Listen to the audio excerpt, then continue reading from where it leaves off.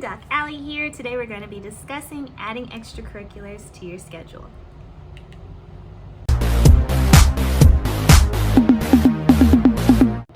So if you're a true subscriber, you probably recognize that the background is not the usual background, and that is because we are in between the move to my new rotation site, so that's why we are in this lovely setting.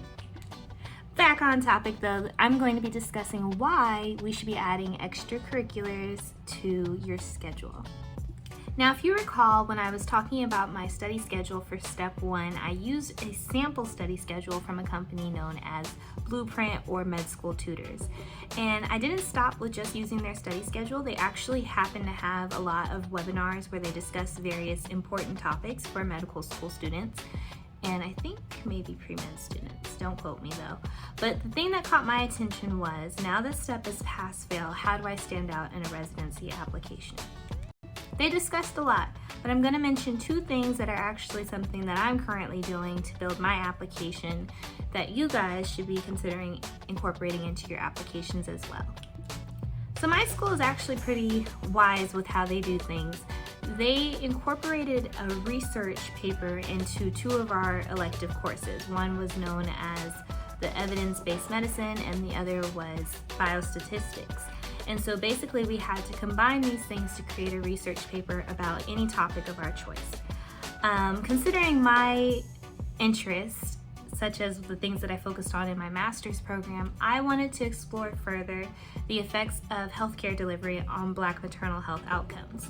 And a few students are actually selected by the biostatistics teacher to present their research paper to an audience at the school. So we have like a research day. The other research opportunity I was offered were by two of my professors. They were interested in a topic that I don't think I should discuss so nobody steals it. When the publication is published, I will make sure to let you guys know the actual subject. But they actually invited a few students to join in on the efforts of the literature review to discuss said topic.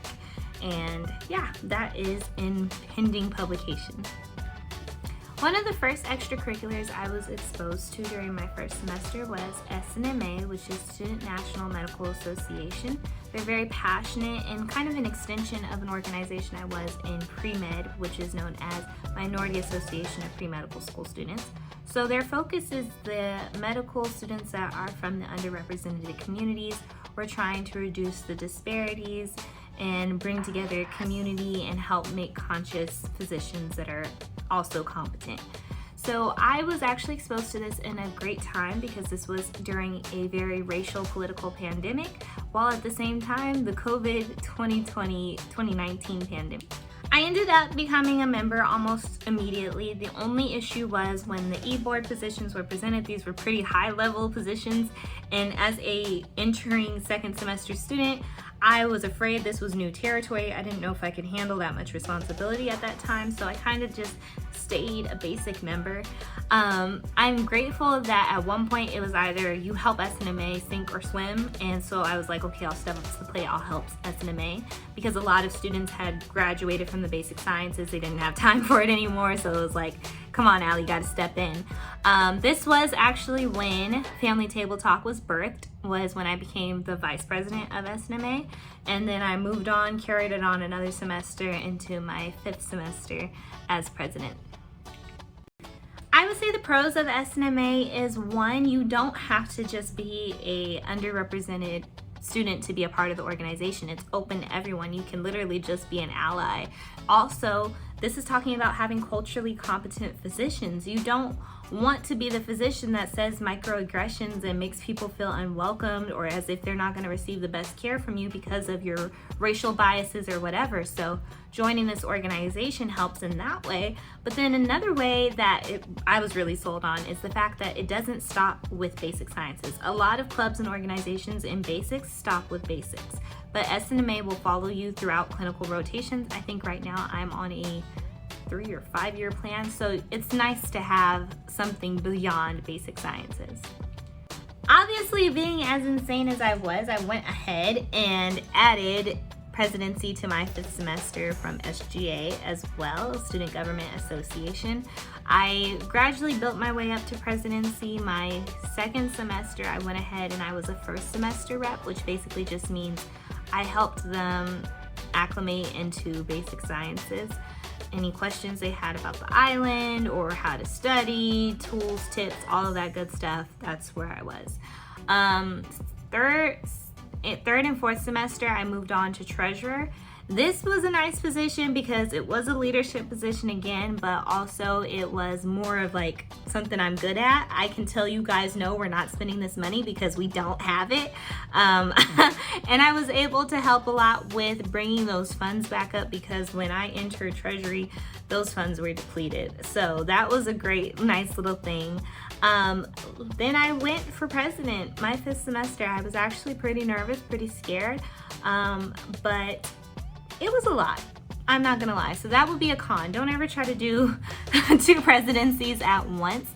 But the pros would definitely be how good of a relationship you can have with faculty and staff because of your leadership position in Student Government Association.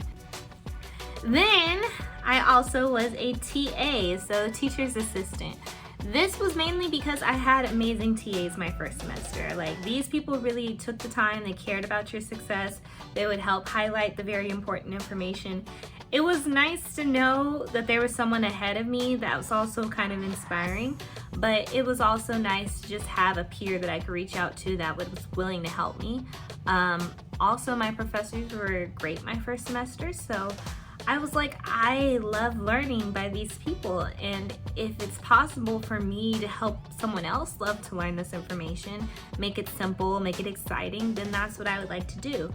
So I was a teacher's assistant, not just for my 2nd semester. I went up until 4th semester, and then I noticed that our TAs kind of were like, let me just focus on school now. And so I was like, okay, let me just focus on school now. But then I didn't because I went and became president of 2 organizations. But what are the pros of TAing? So there was a little incentive they tried to convince us with, but it's actually kind of sad. They would pay us $10 an hour. So maybe if you were working multiple classes or you were doing anatomy labs, so you could rake up the money then. But if you were like me and the histo TA, you were only hitting that $10 once a week. So it wasn't really an incentive, but I guess it was nice that they tried to do something for us. On top of that, you're going to review the information. So we have an exit exam that was cumulative. This was helping me to make sure that I retain the information.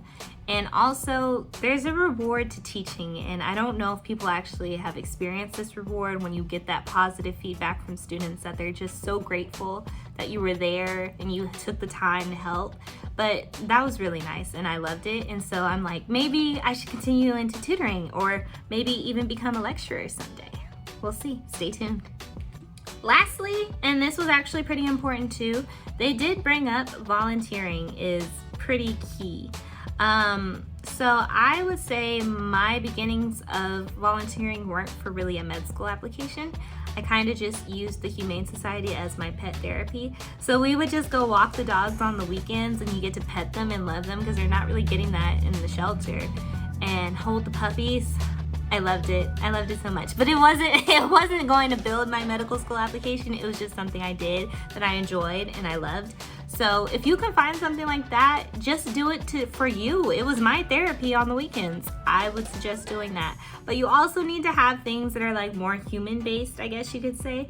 So I started off volunteering for the school. I was welcome to be a OSCE patient, which just meant I was a volunteer standardized patient for another class's OSCE. And then also I volunteered to be a prospective mentor. So basically any students who were looking into applying to the school, the head of the student affairs, she would just send them my way. Here's her email, contact her if you have any questions. She's more than willing to help you. And I was like, yes, I am, but you know, people don't really want my help, so it's cool. Anyways, that's all I have for you today, guys. I'm glad that we were able to have this conversation because this is very important. You know, it's a wise thing to think ahead. It's not a good thing to be trying to build your application last minute. So just know and look into what you're going to start to do to make yourself stand out. Another thing they might have mentioned was like what you do for fun, like hobbies. So maybe my Humane Society volunteering would have fallen under that category. But yeah, so until next time, guys. Until next time.